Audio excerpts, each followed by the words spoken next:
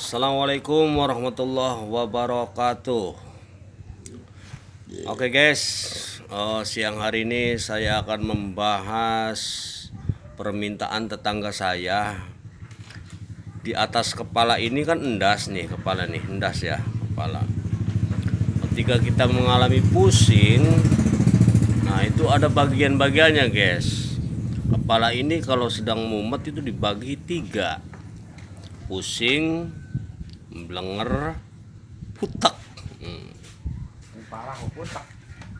Nah, untuk yang pertama ini pusing dulu guys. Biasanya kalau orang lagi mengalami pusing itu ada hal-hal sebuah permasalahan yang belum diselesaikan, akibatnya pusing gitu. Nah, kalau kata kita orang Indramayu, orang Jawa nih, Indramayu khususnya ya, biasanya blenger.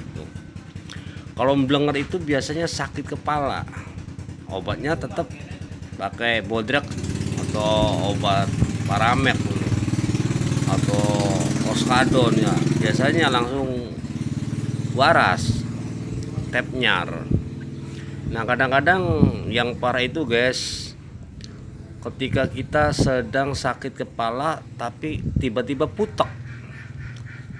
Kalau kata kita orang Indramayu mah putek itu berbagai masalah kumpul dari siji guys. Iya, putek itu. Putek mikiri belanja, putek mikiri duit, putek mikiri kerjaan, putek mikiri tuku beras. Sing paling utama sing putek ya kok guys, putek mikiri bayar utang guys, toran.